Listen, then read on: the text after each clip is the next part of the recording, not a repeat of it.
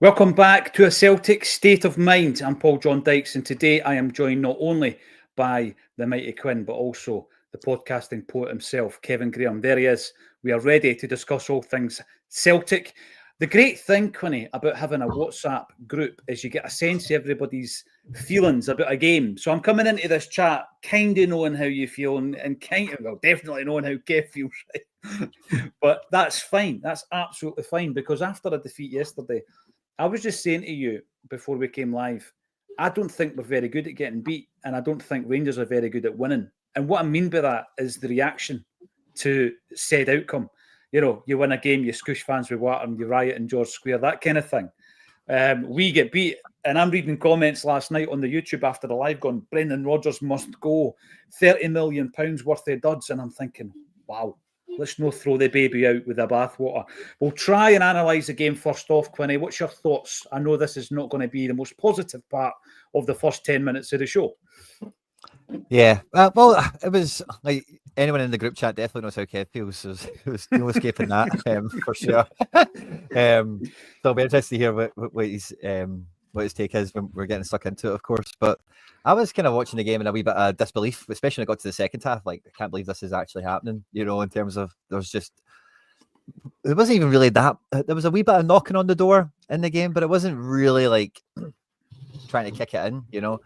I just kind of did my analysis video, just kind of recorded that this morning. And I think like the game ultimately kind of shows, you know, like you were chatting as well before we came on, Paul John, about like some of the comments that came in and whatever in terms of the stance on the players, the club, the manager, the tactics and whatever. And when we win, quite often there will be a wee segment of the chat where it's like, well, this wasn't good enough. This was a bit worrying, whatever.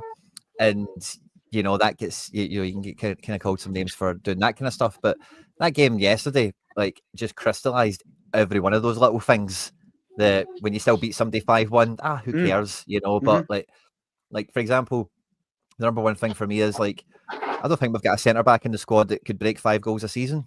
And when you see how that game went, like it was crying out for someone to stick their head on something at some point where we're getting corners, where we're crossing, throw-ins, we're getting whipped in eventually, you know. That, so yeah, it was kind of one of those ones where I say it just kind of brought home to roost the chinks in the armour.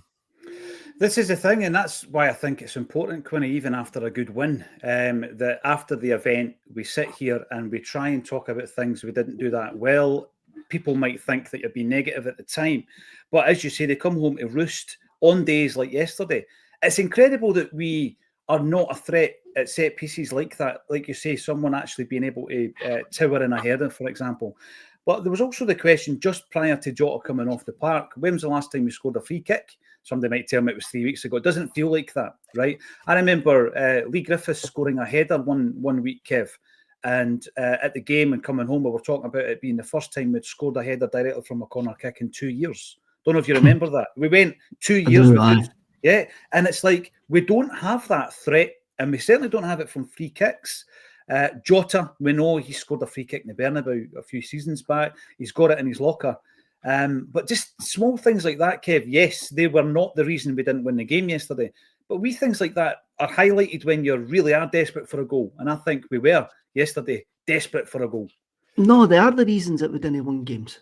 They are the reasons that we, like when we're not playing well, that we didn't get the breaks in, because we can't score for set plays. We've got nobody that can bang in a free kick. And it's just small margins like that. I mean, the amount of corner kicks that we had yesterday, we just as well gain the ball back to the goalkeeper. I've got a corner, I just take a by kick because we're not going to do nothing with it anyway. Eh? So it's like just 19 corners. I mean, that's going back to the days of, you know, having 20 corners a game and having nothing at all from them. You know, none of them turn into assists. I mean, I'm sure your stats mans will probably say you only score for 2%. I know corner kicks anyway, but at least if you put a decent man in the box, you can maybe cause a wee bit of chaos and it breaks to the edge of the box, and somebody can score like Greg Taylor in the League Cup final springs to mind. There was a clearance to the edge of the box and he scores, takes the deflection, and that's sometimes what you need in the games like that yesterday. That you do need that wee bit of luck, because in that second half, if you look at that game in isolation, in that second half, we scored 1, we scored 2 in that game. All we needed to do was to break that duck.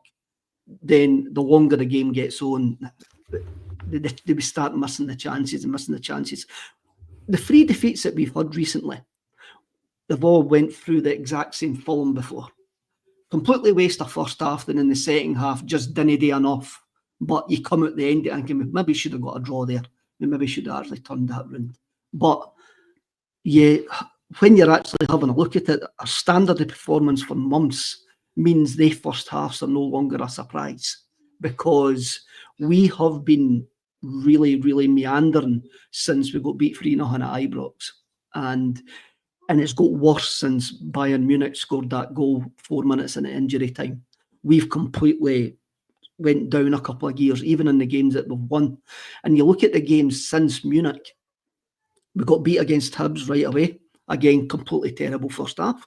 Then you move on and we play Aberdeen midweek. Aberdeen could have been 3-0 up before we had a shot on goal in that game at Celtic Park that midweek night. Then I had them in my mind, but then you go to even St Mirren.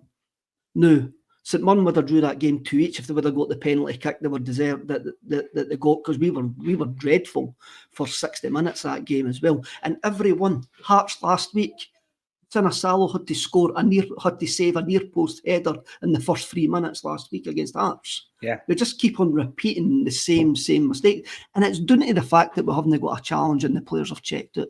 The players, even when we go 1-0 out, we drop gears. Even if we go 1-0 up, we drop gears because the opposition chuck it. Up until we scored the first goal, the opposition chuck it, and the team is naturally just dropping down gears, and that scunners me. It really does. And look, I can understand it. We were unbeaten up until the 3rd of January, and that is the reason that we only need 2 wins to win the league. We were superb up until that point. After that point, when we had that run of games between December and March, say, when we're playing every 3 games, you can put up with the performances not being quite on it because of the number of games that we've got. But we're now down to 1 a week and we're worse. And it's down to whatever they're doing in training mentally that we're not there. I think as a support, we've kind of got that as well. We keep on talking about trebles. When we're going to win the league, We haven't earned nothing yet. We have not earned nothing. I was scunnered yesterday, and even this morning I was still scunnered. Sorry, I'm going on a rant here, but I'll shut up for the next 15 minutes. I was scunnered yesterday because Celtic ruined next Saturday for me. I was having a look at it going like that.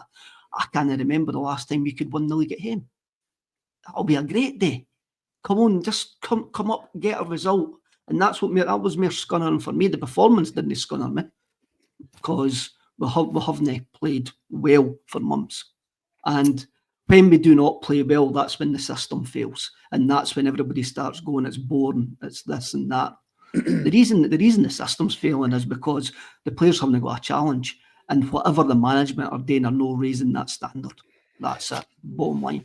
When you're talking about the players not having a challenge, Kev, there's a real discussion to be had here on the back of Brendan Rodgers' comments after the game, Quinny. I found them very interesting because, if he doesn't make the comments and Kev Graham makes those comments today, people are maybe saying, Kev's overreacting and this and that. But he's actually echoing what Brendan Rodgers said yesterday after the game. So it's not just a Celtic fan who's annoyed at getting beat from St Johnston and therefore setting up a title party for Kev Graham and everybody else next week. That's not what it's about. Brendan Rodgers was talking about, here's a few quotes that I thought were quite concerning, actually. The fight was better than ours. He was talking about St Johnston in the first half. The fight was better than ours. We started off too soft. He's used that word soft again. I think previously it was weak. He used against Dundee. Expectation versus the underdog. I like this one. Easy when you're the underdog. So it's the expectation when you're on top and you're playing the underdog. You have to get out of your comfort zone, says Brendan Rodgers. And he used words like desire and ambition and mentality. And then that's exactly what Kev Graham's saying here. And this for me was the biggest takeaway yesterday, Quinny, because we can look at the game and we will be looking at the wastefulness of creating decent chances to win the game. I mean, for me, there was 3 really, really good chances that we should be scoring to win the game, and we don't. So we need to be more clinical. The flip side of that is we've averaged 3 goals a game domestically in all competitions this season. We've already scored over 100 goals. we're going to be scoring 100 league goals if all goes to plan. So it's unusual because you're not saying this is an issue with this team constantly, but it is right now.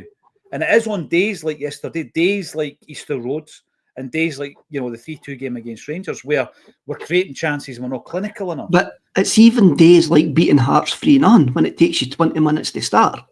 It's even games like beating Aberdeen 5-1 when it's taking you 25 minutes to start.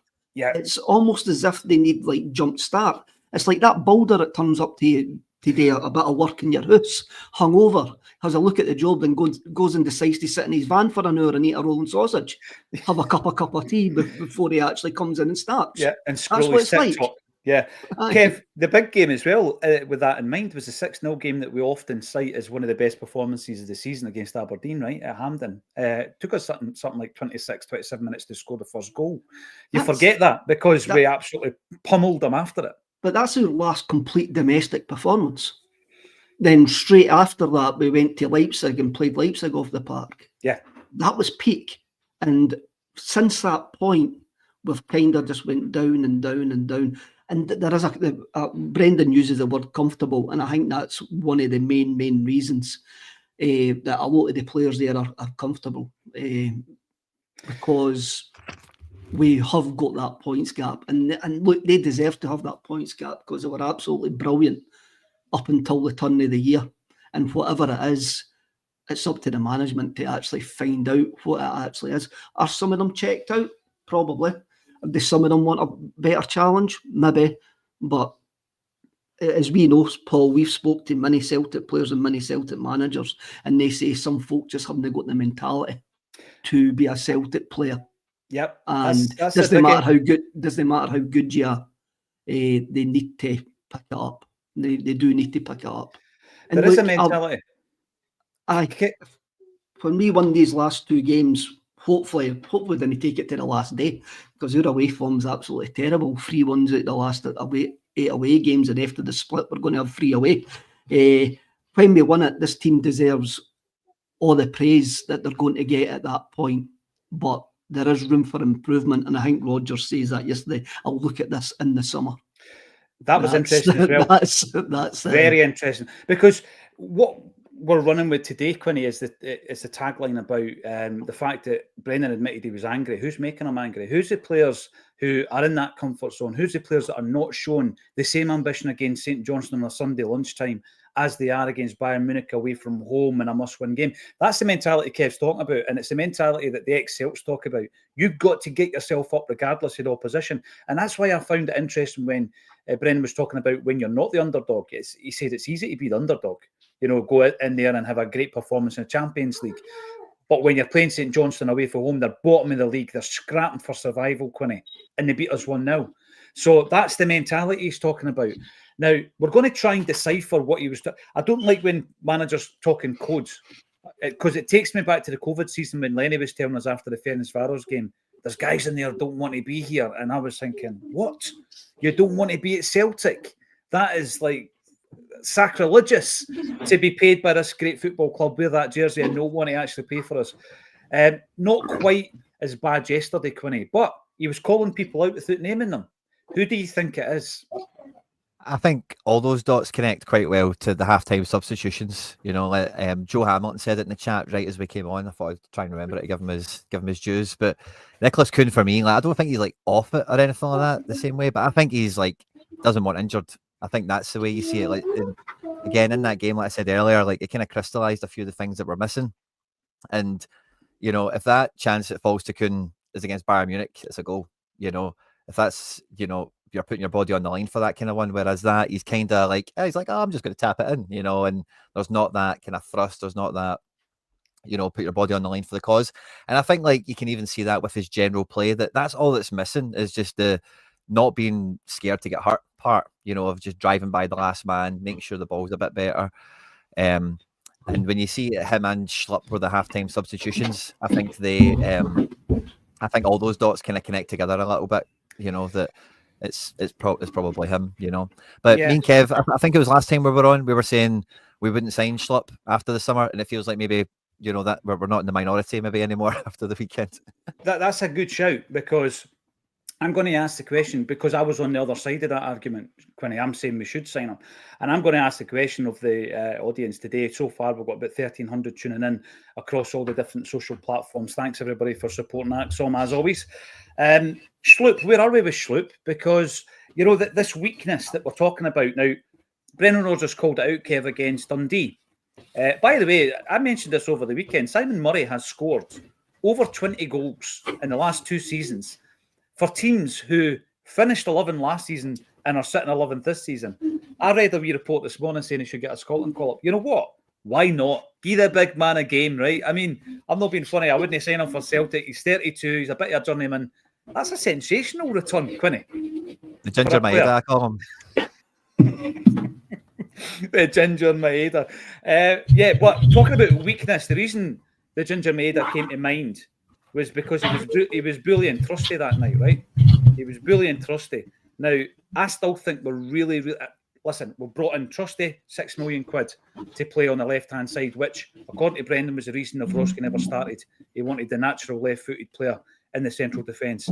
We brought in Schlupp on big wages to play the rest of the season after Bailly went and Taylor's not signing a contract. And you're thinking, right, good calibre player, he's come in. If I'm looking at that defence yesterday, the left-hand side still as weak as the proverbial. And that is a concern. In the first 3 minutes, 2 headers. We didn't win 2 headers from the goal scorer, who obviously scored second time round. First 3 minutes of the game, just win your 2 headers in the box. We didn't do it. And it was on the left-hand side of the defence. That's a massive concern. We're vulnerable at every throw-in, every free kick in the final third, and every corner kick. And I'm now looking at it and I'm thinking to myself, right, Austin Trusty is the guy who, when we're talking about big signings, all I've heard all season is Adamida, waste of money, never worth the money. Arnie Engels, kind of similar, which I think is unfair on someone who I've lost count of the amount of man of the match performances he's put in this season. However, Trusty doesn't seem to get the same. So I was having a wee look at it this morning. We've played 49 games this season in all competitions. Trusty's played in 35 of them. At this stage, and I'm going to ask you first, Kev, right? Because this is like a post-mortem every time Celtic get beat. And we're looking at this not just on yesterday's game. He's played 35 games for Celtic now, Kev. £6 million acquisition. Where are you with Austin Trusty? Look, I think he's proved that he's got limitations, and the limitations is the physicality of the Scottish game. I think he's got the pace. He's got the. Rodgers keeps on saying that he likes a left-footed player there. That's why he's getting the nod. I think he's one of them that he's talking about mentality. I do think that he's one of them that he's talking about mentality, that there is ability and physicality there, but sometimes he just doesn't fancy it for whatever reason. And again, it's one of these guys. I mean, you look at where he's been. This is the biggest club that he's ever actually played for, and he's probably just one like Schlupp. It's looking at it going, well, 13 points clear. I'm no into this just now. I'm having a wee off day here. I'm just going to hide, and I think that's one. I think that's where he is. But I think that can be learned, hopefully, especially the physicality side. I think Cameron Carter-Vickers has been sort of off it as well over the last couple of months. But we trust it. I see enough of the basic elements there to see why Rodgers will go with him for now to the end of the season. But he needs a decent talking to. He needs a really, really decent talking to. And if he's still doing that for now to the end of the season, and maybe even at the start of next season, then you're looking, you've got a problem. The thing is, Kev, I agree with you. I do think he's one of the guys that was mentioned. He wasn't hooked yesterday because it would have upset the balance of the defence, Quinny, with regards to Nawrocki not being a natural left footer. So I can understand why he wasn't hooked. The other 2 guys, like you mentioned at half-time, who were unceremoniously taking out the action, I do think that they too were targets of what Brendan said. But I tend to agree with Kev on this one. It's going to get to a point where I'm actually at the stage where I'm looking at last season where Jamesy Forrest comes in and it's the tried and tested and he does a massive kind of like swan song at the end of the season. I'm looking at players like that, Quinny, who have got the mentality because they've been through this so many times. And you know what? I'm far more inclined to play that type of player, not at centre half in Forrest's case, but that type of player in the running. So I'm looking at Jamesy Forrest on the right. I'm looking at Greg Taylor at left back, by the way, and see when Scales is fit, he's getting a game for me. He's right back into that defence, because if you've not got the mentality, you can get it by being surrounded by the type of players who have got it, right? But you can get it by realising, you know what, if you are out for an easy day, as Kev says, and you're going to go through the motions a wee bit and phone it in a wee bit, you'll not be playing. Because Scales is back for the Killie game. I think that was the last update. I'd be starting him. I'd be starting Greg Taylor, right? Who, by the way, I don't want to keep. I think the time is right for him to move on. But see, when he came on yesterday, he was like a man possessed, Quinny. He was like a man possessed. Took a booking. He was all over the park, ran his guts out, sweating buckets 5 minutes into the second half. And then Jamesy Forrest, I think he can come in and do what he done last season, even though there was a guilty-as chance yesterday, and I'm not going to overlook that. The mentality side of things, Quinny, would you bring Trusty into it? What's your thoughts about Austin Trusty in the 35 games, not just yesterday, up to this point? I don't know about the whole comfort part of it. Maybe there is a little bit of that, because Trusty has just got back into the team over Narocki and Scales this season, you know, at different points, despite, like, you know, we were chatting about it. I'm sure it was here last week where we were saying, like, for me, like, there's no clear better one between really all the centre backs. Vickers is obviously the kind of commander at the back at the moment, but between the rest of them, it is kind of horses for courses who your personal preference is for the most part. Some people like Trusty, some people hate Scales, some people are now in the Rocky camp or whatever. I think generally, like, and this is a sweeping generalization, but generally, like, American athletes are normally quite focused, quite determined. It's quite and I know football, you know, over that neck of the woods isn't exactly the most competitive sports they do, but there's still the trials and tribulations you've got to go through of academy football, getting into first team and all the rest of it. So I would hope the comfort thing isn't aimed at Trusty. Maybe it is. I would hope not. But I'm very much in the mind of, like, part of it might be that he knows I'm going to get back in for Narocki. I'm going to get back in for Scales, and there's less of that. Because if you know you put Scales back in, Scales will play every game like it could be his last. Same with the likes of Forrest, and Taylor kind of knows any game could be his last now at this point. But I thought, and I'm really glad you brought Taylor into it, because I thought Taylor made a big difference to just letting the team be a bit more synchronized a little bit. It felt like Schlupp in the game yesterday, you'll remember, like, he was like inverted. He was like stepping in front of the centre back and kind of just holding that kind of ground. But when that really works well for Taylor, or for us with Taylor, Taylor's not just standing there covering the ground. He would go anywhere and everywhere. And, you know, I've said before that Taylor, when he was at his best for us, like, was our best attacking midfielder, even though he was playing left back, because he was just popping up in places and making things happen. And yeah, maybe that's not his job, and he gets caught out physically going back the other way or whatever. But, you know, like I say, with Scales, with Taylor, some of these guys will play every game in the best way possible, like it could be their last. And yeah, maybe Trusty has a bit of that comfort because he knows I'm the big money signing and I've been put in kind of regardless. After the Dundee game, I thought Trusty could have got bombed out for Scales. Really, like every match then after, I was waiting for it to happen because he was showing frailties, and, you know, Scales kind of has that as a strength, as a kind of mirror image almost. So I never really considered Trusty in the mentality part of it, but yeah, maybe the comfort part. Yeah, I can see it. The comfort, yeah. And the big thing as well, listen, I know Scales was really poor against Rangers in the 3-0 game. And I know that there's been occasions where people have handpicked him as being the worst player in the park, etc. Because we watch every single kick of the ball. But across the piece, you know, the 18, 20 months that he's been a first team regular at Celtic, I try and base my view on Liam Scales based on that period of time. And over that period of time, I've seen enough where I'm at the stage at the moment where, and by the way, it's the only reason I'm thinking like this is because Brendan Rodgers brought it up. And even if Brendan Rodgers hadn't brought up, Kevin Graham and other Celtic fans would have made that observation anyway. But he brought it up yesterday, and I'm thinking, what kind of players would play like it's your last game, like when he says, and Scales is right in that category. Greg Taylor literally is in that category. Jamesy Forrest showed last season that he would be that type of player. And it just so happens that three guys that were really poor yesterday, three of the worst culprits yesterday, are in those positions: right wing, left back, left centre back. So I don't think it's an easy fix, but it's something that I think might happen. I think, you know, when I'm listening to Rodgers yesterday and listening again this morning, I'm thinking to myself, he would give you a game if you've got more desire and passion at this moment in time than a big transfer fee and, you know, all the technical ability in the world. If you're not going to switch it on, then you won't play.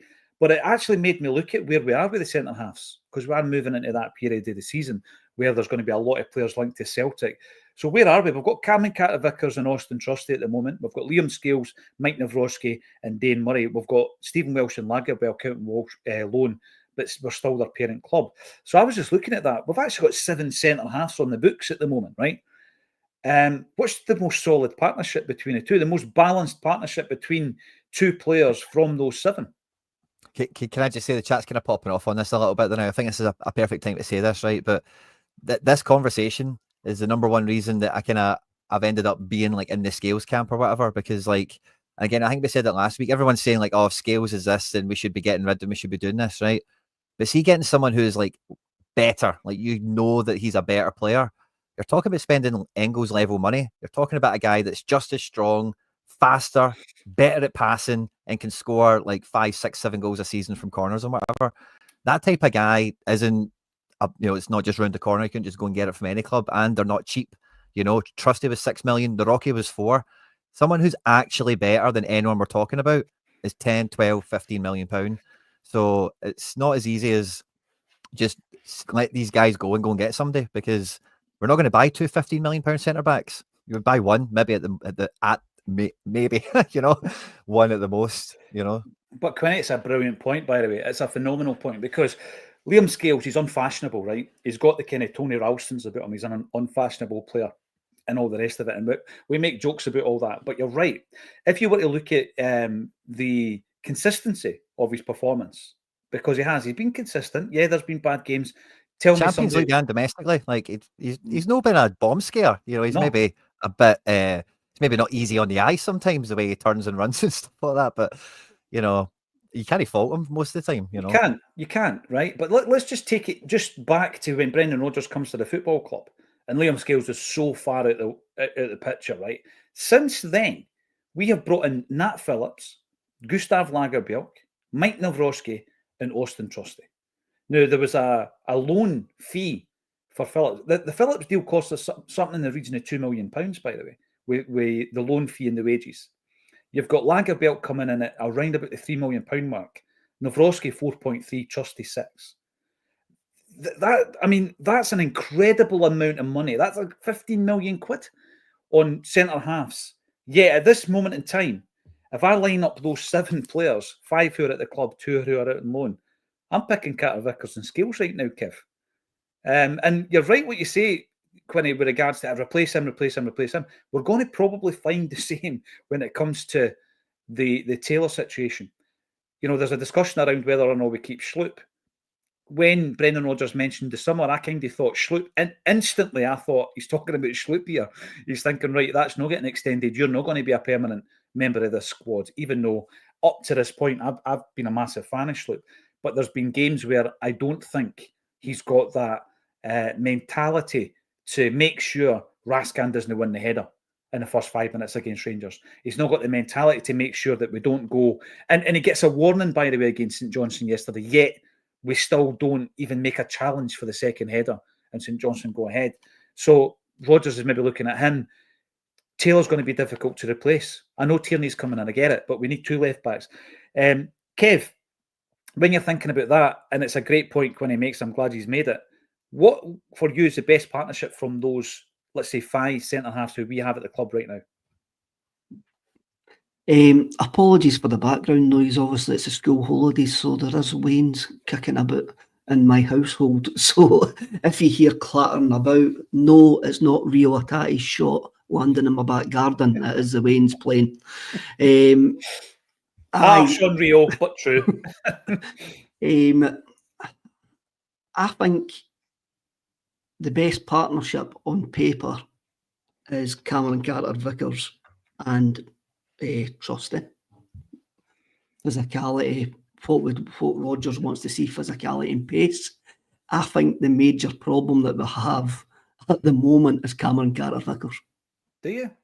Do you think he was bad yesterday? I'm not so sure he was bad yesterday. I think that he seems to be playing with the handbrake on, and I don't know whether his centre half partners are worried about him, about his lack of recovery and that. But on paper, our best centre partnership is Cameron Carter-Vickers and Trusty. If you wanted out the box thinking, everybody that's in the Narowski camp, well, why do we not play Narowski on the right hand side and put Trusty alongside him on the left hand side, and let's see where that takes us.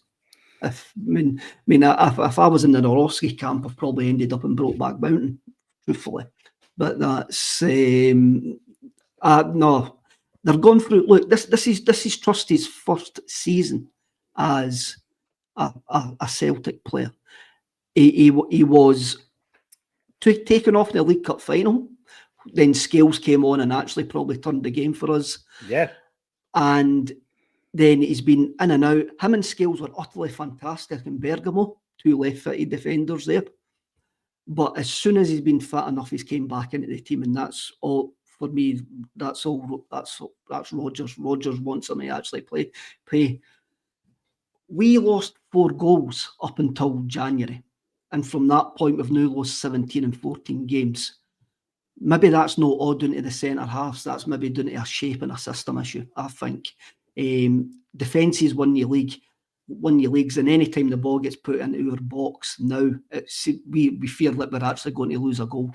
And that's down to the 2 centre halves for me. So I think we need to have a conversation about Cameron Carter-Vickers, and that might happen in the summer as well. It could just be that the big fella hasn't really got over his previous injury, and he is maybe running at 70-80%, but Rodgers can't take him out. But I get the Scales thing. He's done nothing wrong. He's got a bit of Tony Ralston about him. But are we just going, he hasn't played for a wee while, so he's new Maldini again? No, that's just my thinking. It's always going to be Maldini, mate. That's not the reason why. I know. Leo Scalacci. That is not the reason why I'm bringing him in. I'm going to be bold and say, listen, from now till the end of the season, I want Carter-Vickers and Scales. Kev reckons Trusty and Carter-Vickers. He's even pitched the fact that Carter-Vickers drops out at some point. Maybe after we were at the League Up, Kev, I wouldn't mind seeing Nawrocki playing on his favoured side, actually. He's maybe earned that. But for me, I'm bringing Scales in for the reasons described, Quinny. I don't think it's the... Kev, you're talking about the Derek Riordan effect here, aren't you? The longer he didn't play, the better he became. I call it the Cremola foam effect. Everybody thought it was great. It was absolutely rancid. But because you can't get it anymore, it becomes better year on year. It wasn't bad with vodka. Don't do it at home, kids. Right, so Quinny, give me your view on it. Of the 5, what partnership are you playing from now to the end of the season? Well, I'm biased on the Scales camp because I've kind of just entrenched myself in the whole thing for the last 2 years. But I think even just off the back of what we said earlier, or what I kind of maybe is what we kind of mentioned about with Trusty, maybe just knowing, I'll get back in for Nawrocki, I'll get back in for Scales. I actually forgot about the halftime substitution that Kev brought up. I just kind of think maybe that's what he needs a little bit. Maybe he is also carrying a wee bit of a knock and he's hovering at 70 or 80%. But I think just even the healthy squad competition element of it, like after bad performance, take player out, is just level 1 stuff, isn't it? So I wouldn't mind seeing it getting shaken up a little bit to try and just ultimately get them back up to fully firing again, because you want him back at training. Like, I'm getting back in the team and pushing it. And then when he gets back on the pitch, I'm not getting dropped. Because that's kind of the bit we were chatting about earlier that we don't feel that we're getting from some of them, It's a dynamic, isn't it? It's one of the things that you can't put down on a data sheet. It's a dynamic that you have with regards to someone is so chomping at the bit to get a game, that there's all these inner squad battles to get the jersey and all that. And I think we need that. We've really been hampered with injuries, which hasn't really given us that in various areas of the park. But again, going back to the Brendan Rodgers thing about yesterday, I know it's emotional after the game, and we all get emotional after it in the comments. I was still surprised, though, to see that people were calling for Brendan Rodgers to get his jotters at the end of the season. I was looking at it this morning. In his first spell at the football club, Celtic played 169 games under Brendan Rodgers, and his win rate was 69.82%. Right, guys, I'm going to ask you just off the top of your head without checking. In his second spell, he's played 100 games. Is his win rate better or worse?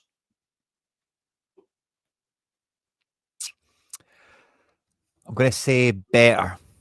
It feels like a trick question. It does feel like a trick question. From just memory, if you're actually checking, I would probably say it's worse. Well, it's actually 70%, so slightly better, right? I mean, you could round up his previous one to 70%, more or less the same in terms of his win rate over 2 periods, right?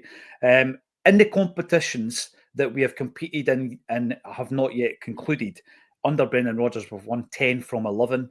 We are en route to win the league, which would be 11 from 12. And if we win the Scottish Cup, it would be 12 from 13. Brendan Rodgers has absolutely bossed Scottish football, since he's been in here on 2 different occasions.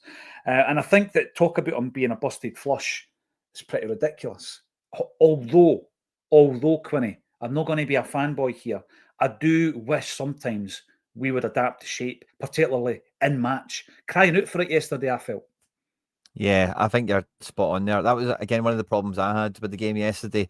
And this really does paint back into what we were chatting about earlier, because, like, it's, at whatever point in the game you want to think about the 67th minute subs or, whatever. But at some point in that game, why doesn't take off a centre back or a defender and throw Ida on rather than like taking Maeda off on the 60th minute when we're losing 1-0? He's scored 10 games in a row. He's hot on form. Just because we need to keep playing the 4-3-3 type of shape that we practice is mental. If you take off Vickers or Trusty and put on Ida on at that stage, throw the kitchen sink at it, man mark whoever they've got to counter-attack with, you tell Alistair Johnston to tuck in or whatever, you then get the breakthrough goal. Naroki's on the bench. Then you can go back to shape, sub somebody off for Naroki with 10 minutes to go, 15 minutes to go once the job's done. It's not as if you're going to, as long as you've got the subs on the bench and, you can forward plan it. It doesn't need to be we can't go that mad the 60th minute or whatever, but we're losing 1-0 and we're not getting anywhere. Why take off the best striker? We need to get our striker on. How do we do that in another way? And then I see you've got the centre backs there. You could have turned it back down later, So I think I always give Brendan a lot of praise for some of the stuff that he does in game to turn results and whatever. I was quite happy to see he made a double change at half time with the players we've mentioned already for the reasons we discussed. So again, he doesn't do that often, but he kind of grabbed it by the scruff of the neck, as it were, and made something happen. Put guys on that we're going to put their legs in, but it would get hurt. We're going to try and run a bit harder, run a bit faster. But yeah, it just feels like there is that. I don't know if it's a lack of preparation or whatever, but it does kind of come into the whole. It kind of comes back into the Ange thing again of not changing your system. That was some praise we've gave Rodgers earlier this season for being a bit adaptable. And although that's definitely been clear to see in this time around, there's more than just being able to adapt the team from being like a wee bit more defensive against like Bayern Munich and stuff like that to then just going back to normal against whoever you want to think about domestically. There should also be that ability to just mix things up, put the cat in amongst the pigeons, put 2 strikers up there, get an extra right winger on. Why not? Like, who cares? Just get the best guys who are on the bench onto the pitch, and then once we've got the result back, can we clean it up with the last 2 substitutions? Yeah, mix it up, create a bit of chaos, Quinny. I do like the idea of doing that. I know that Brendan's approach is very meticulous, and so he might not throw things up in the air a wee bit like that. But Kev, sometimes watching the game, it becomes frustrating because you've got to look at a team like St Johnston, Simo Valakari. Every single point is an absolute prisoner, right down to the ball boys and all that. We saw that yesterday. I'm looking at that going, you know what I mean? If you're fighting for your life, you do anything, every margin, right? Back in the day at Hampden, the ball boys used to get paid by Rangers officials, by the way, to do exactly the same. The boy was caught on camera yesterday doing that. I don't have an issue with it. I'd do the same if my livelihood depended on it, right? Tell the ball boys not to bother and all this kind of stuff. But when you're looking at a team like that yesterday, it's almost as though, I thought we were dominant in the second half, Kev, but St Johnstone seemed pretty comfortable playing against us. They did need their goalie to be man of the match and save everything that was thrown at them. Absolutely. They did need us to be kind of off it. I mean, Forrest should score. Maeda, I think, should score when he runs the goalie. Khun should score in the first half. On another day, they maybe would have done. But at the same time, they didn't seem as though it was a proper backs to the wall performance to me, Kev. They seemed pretty comfortable. And sometimes I wish Brendan would just mix it up a wee bit. You've probably watched it back, I haven't, and I think it was a wee bit backs to the wall watching it live. As I say, I really do believe if we would have scored, a second. I do believe that. I think the resilience would have went as you say, their goalie was a man of the match. Look, I've made my peace with the fact that I'm never going to be fully on board with Brendan's style of football. And I've fully made my peace that he's never going to change system, and he's never going to put two up top, and he's never going to do what Quinny says. So I didn't really bother wasting my time thinking about it during the game. I just hope that the players that he's bringing on are going to be better than the ones that he's taken off, and that's what he's that's what he's hoping. What was it Socrates says? The wisest man in the room is the man who realizes that he knows nothing. Unfortunately, managers are the unwisest men in the room because they believe that they know it all. So I didn't really waste my time thinking about, we should go two up top or that. I just really begin to hope that the guys that he's bringing on show a wee bit more effort and quality than the ones that he's taken off. And yesterday, I think the guys that he brought on showed a wee bit more effort. The quality wasn't there. Where they missed chances, but really, on another day, we win that game. We do with the amount of chances that we created. And again, Rodgers is risk averse, and I've made my peace with that. And I'm going to need to make my peace with that, because I would drive myself utterly radio rental if I didn't make my peace with that. Yeah, for our viewers in Costa Rica, radio rental was a place you could go and rent a TV back in the 1980s. Is it still kicking about, Kev? I'm not sure. No, surely no. There's a few 80s references coming out today. Probably been replaced by Bright House or something like that. Aye, that Brighton still exist. That was when you got a TV and you'd need to put 50 pences in the back of it, by the way. Cremula Foam has got the juices flowing. Quinny, was that before your time, before I go on? Because you're kind of looking a wee bit puzzled at this, right? Okay. It was like this kind of dust, right? It was a dust, and you bought it in a wee metal tin, and you could get various... But then you put it into water, and it just fizzed up, and it was like taking an asket for kids, right? There was probably every E number in there, that you could imagine, and you got it in various flavors. Cola, I seem to remember, strawberry flavor, but it went out of business, and since then it's become this amazing drink. It was absolutely bogging, right? But it's now brilliant. Robert Forrest comes in to say Cremola Foam became Red Bull, same taste, but flat. It was like flat Red Bull. It was rotten. Michael McDonald. Sorry, Kev. I can see that there's a Cremola Foam memory. No, it's not Cremola Foam. Yeah. Where else would you get a Cremola Foam reference on a Monday? God, I love Acsom. And finally, I'll no labour this point, Stephen, because I've got a wee story, a bizarre thing that just came to mind. I'm going to have to dig this out. Cremola Foam tin would rust in the back of the cupboard and only be used as a very last resort. A wee bit like Mike Nawrocki. Or Liam Scales, I was going to say there. You jumped in there. But listen, Scales is getting a game for me. My Cremola Foam story, get this. I won a competition, an independent record label back in the early 2000s, ran a competition, right? And I entered it. And I won. And the prize was they would get one of their artists to write a song, right? And you just had to give them a subject. And my subject was Cremola Foam. And the song was written by an artist called The Future King of Scotland. I don't know if it exists out there online. I've got an MP3 of it somewhere on a disc. I'm going to have to dig it out. Don't know if I'll be able to get the rights to play it though. I want to talk about... Sorry, Kev. Before we mention Soda Stream and the Bonaccord man coming round every Friday for that red cola, which was utterly stinking. Spice of life. What I will say is St Johnston will only get an easier game for now to the end of the season, and they will be relegated well before the final game. I was looking at them this morning again just so we could talk about St Johnston, because here's a team here who won a double not that long ago, and they've always been like a stable Premiership club. You could almost bet your bottom dollar that one way or another they would survive in the Premiership, Quinny. And this season, I actually felt that the replacement of Valakari for Levine was more of a forward-thinking move. I was looking at that, and I was looking at his history and thinking, yeah, maybe not in the top leagues, but he's been pretty good where he's managed up to this point. He's got a knowledge of Scottish football from his time at Motherwell, etc., and he's replacing Craig Levine, so that's always going to be a bonus. It's not really worked out, and I think that it would be a shame to lose St Johnston for the Premiership. I think that for me, they're a Premiership team, and I know it's all on merit and everything else, Quinny. But when we're talking about league reconstruction or the best league that you can have, as far as I'm concerned, St Johnston, they've just had a bad season. I mean, and you know, I tend to agree with Kev. They probably will get relegated, but they're a team I would like to see in the top division. Unfortunately, they're going to go down. Might find it difficult to come back up. Are they maybe the most successful team outside of Glasgow this millennium? Outside of Celtic? No, you're right. Outside of Glasgow. They flirted with relegation the last couple of seasons, and it almost feels inevitable that eventually that they were going to go down.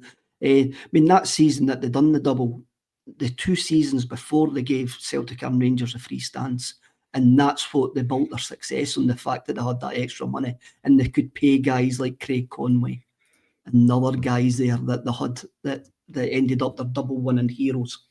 So they need to have a look at that. But we got the free stands yesterday because they can relegation is a every delivery away for them. Yeah, it's in the post. They just need to sign for it. So they only took the money off us yesterday for them to help next season. I found out during the week as well, famous St Johnstone fan Stuart Cosgrove is called Stuart John Francis Cosgrove because his dad wanted his initials to be SJFC. I think that's absolute class.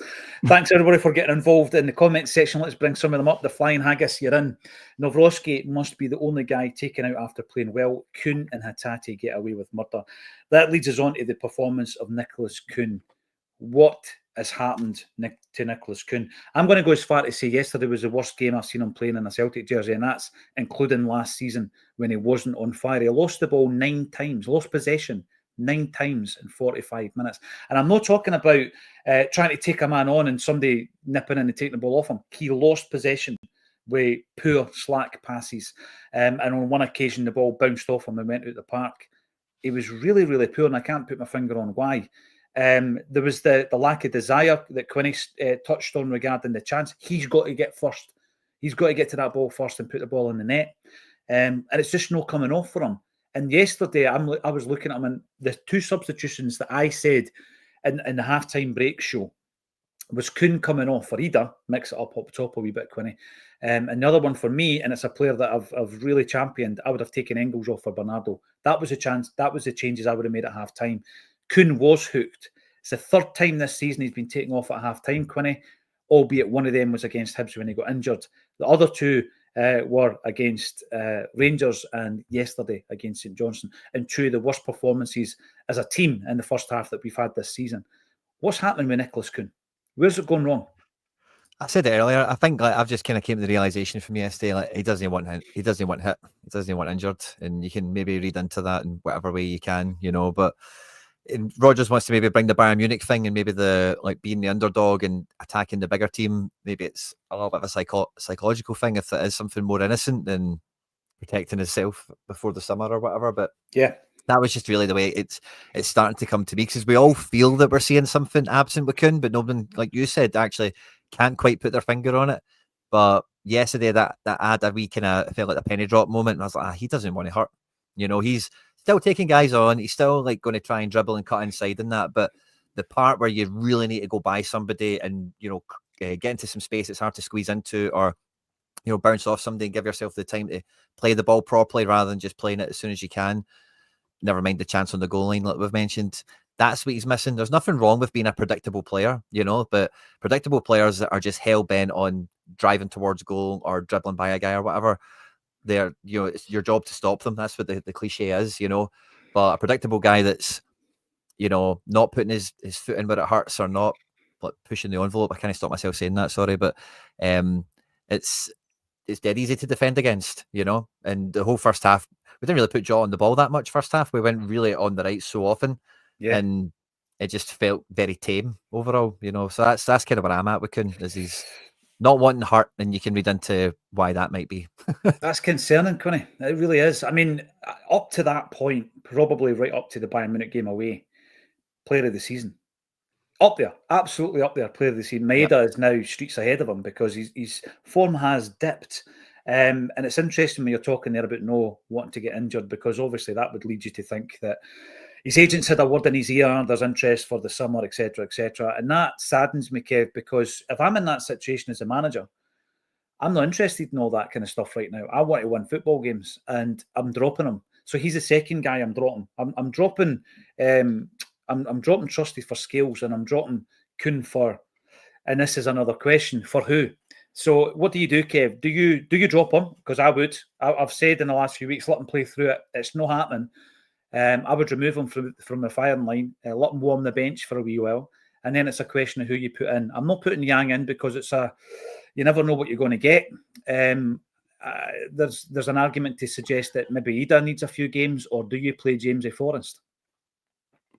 If you would have asked me yesterday, because he had ruined my Saturday next week, the Saturday that is not going to happen now, and now it's just a pain in the butt having to go to Celtic Park for 12:30 on a Saturday afternoon, I would have dropped him for a great height on his head and just to see if he would bounce.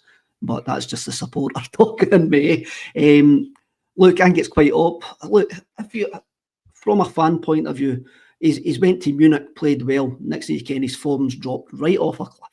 Mm-hmm. It's almost as if he's the one that's going through the motions, going, this league's won. I'm a better player than the majority of this league. I didn't really need to try. My agents tell me this and that. That's the obvious answer. Yes, I would bench him because it looks like he can't play through this. Whatever it is, it looks like whatever's going on in his head, it looks like he can't play through it.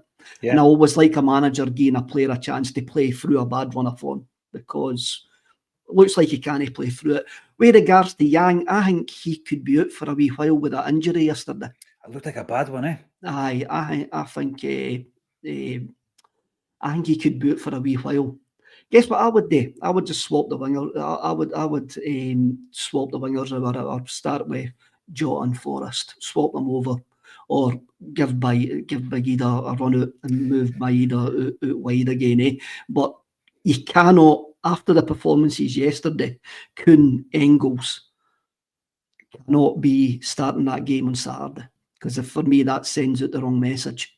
That you need the guys to turn up. Engels is like my window cleaner. He only seems to turn up every 4 weeks. Lucky you. He's meant to be every 2 weeks. But you need to. He took Engels out before, and then brought him back in, and we saw a wee boost. We saw a wee boost with that. But we couldn't after that yesterday. The fact that he's been hooked at half time twice in the last couple of games.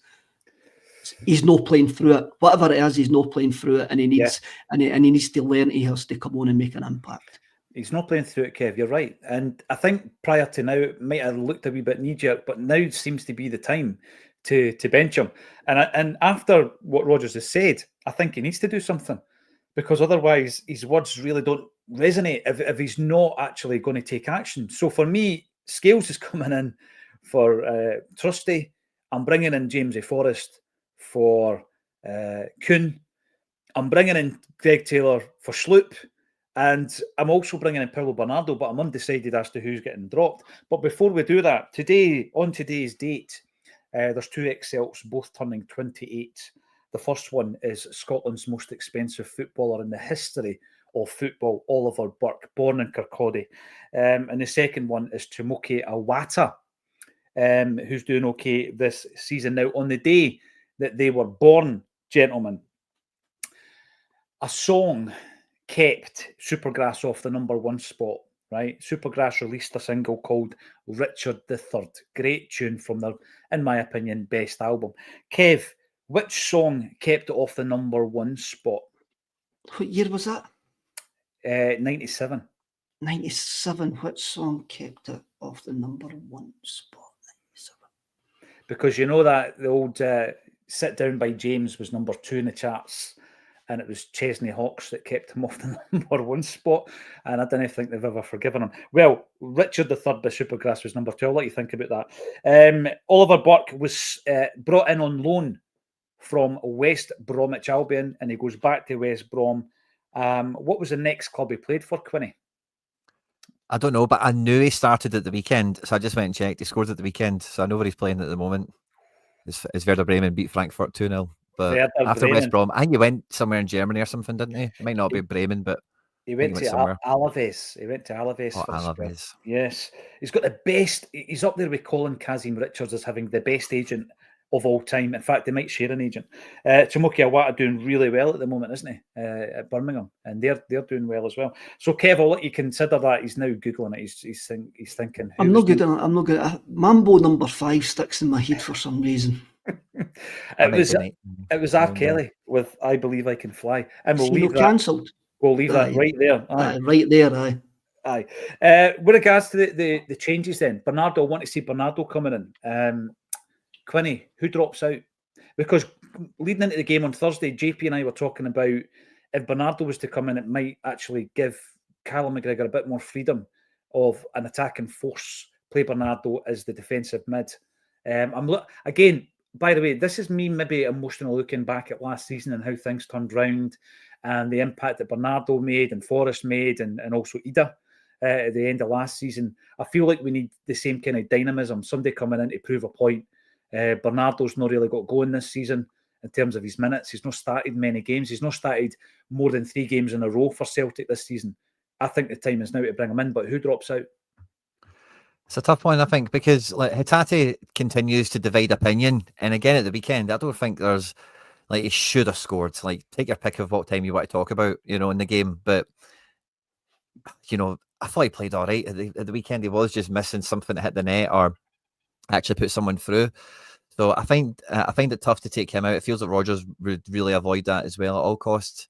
It kind of does have to be Engels. And I think Kev's made a great point there about his minute management we've seen this season.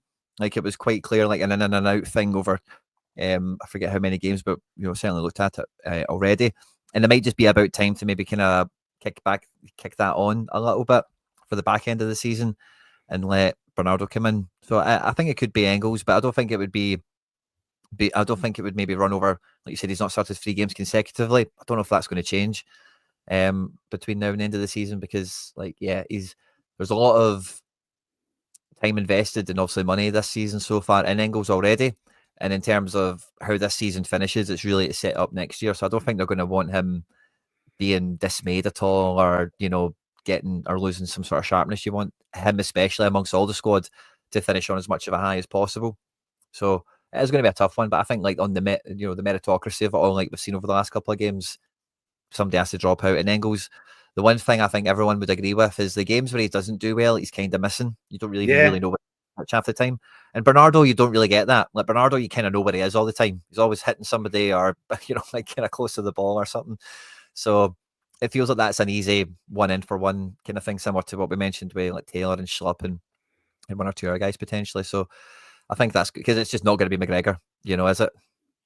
Absolutely not. I mean, Kev, I'm going to ask you the same question. Is it time to reintroduce Paulo Bernardo into the fray? And if so, who drops out?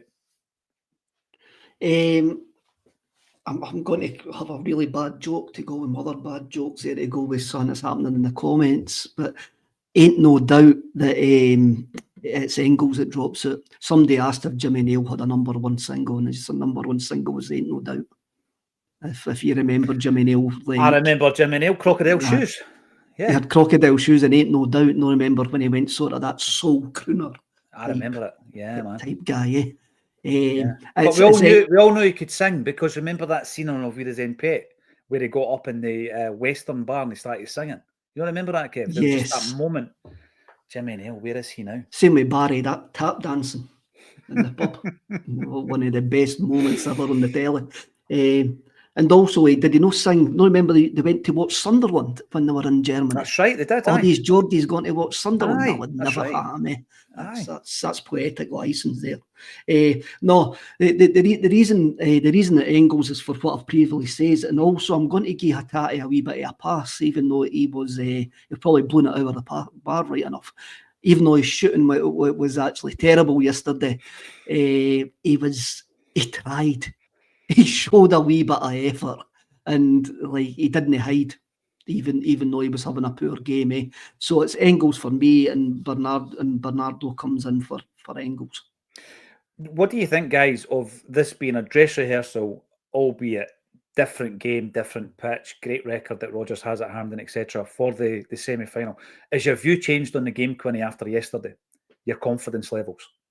No, I don't think so. I think St Johnstone obviously have a wee bit of the stardust around the cups like we mentioned before. So there's maybe just a wee bit of that you still need to worry about. But you know, you can take your pick of games where this has happened. Obviously, earlier this year, it's already happened with Aberdeen, but I think it's, different situation as well. And all things being equal, if you ask St Johnstone, you can get one victory over Celtic in the next two. They're probably taking the 3 points rather than the cup final, you know. So, will they? Obviously, they're going to care, especially when they show up and all that. They're going to be right up for it. Don't get me wrong on that, but it's not that there's much less likely to have that kind of, you know, body on the line, blood and snotters defending that, you know, we kind of seen at the weekend from them, because like what didn't happen, once the first goal goes in, it's kind of then just, you know, it's a different game state and all the rest of it. So yeah, I'm not as worried about it, but it's not to mean that we shouldn't be worried or we shouldn't learn from this at all. It's just I'm not concerned that, oh, if St Johnstone turn up like that again, we've got no chance, or it'll be really, if they show up like that again, they're going to lose. Like, that's kind of the way to sum that up, I'd say. Yep. Big game coming up this weekend against Kilmarnock at home. As you say, Kev, 12:30. Hopefully the sun is shining. Are you concerned about the semi-final that follows that game, Kev? I didn't trust the Celtic side to turn up, and at this precise moment in time, because, as I say, as we've discussed for the last hour, I think we've got enough factual evidence there that we can't trust the Celtic side to turn up. But then again, I'll have a look. I remember we bet St Mirren 7-0 one week, then we got out at the Scottish Cup the following week with them 1-0 under Gordon Strachan. And I says at the final whistle yesterday, I says, well, that means they're not going to beat us in the semi-final. But maybe that was me just trying to actually take a wee modicum of positivity for what was for them ruining next Saturday for me. So I'm worried. I'm not worried, but we do not know what Celtic's going to turn up. Again, it's what we've actually been saying for a wee while. If we turn up, we'll win the game. Yeah. But we've got issues. Look, when Saturday comes round, I'm going to be really looking forward to it. Getting 3 points against Derek McInnes is always nice. And I just hope that we actually put the last couple of weeks behind us and they'll have a great week at training and Rodgers goes through some of them and we try to get back on track. There's plenty of games left for Celtic to actually put smiles on their faces. And that's what I'm hoping for. That's what I'm really, really hoping for. Yeah, absolutely agree with that. Kevin, Graham, thanks everybody for getting involved in the comments. We have got a gig coming up and there are 27 tickets available to see Lubomir Moravcik with the Celtic State of Mind at Gracie's 3rd of May. It's a Saturday night. The ticket link is underneath this video as well. Thanks everybody for getting involved. And thanks to Quinny and Kev Graham for joining me on a Celtic State of Mind. Here we go.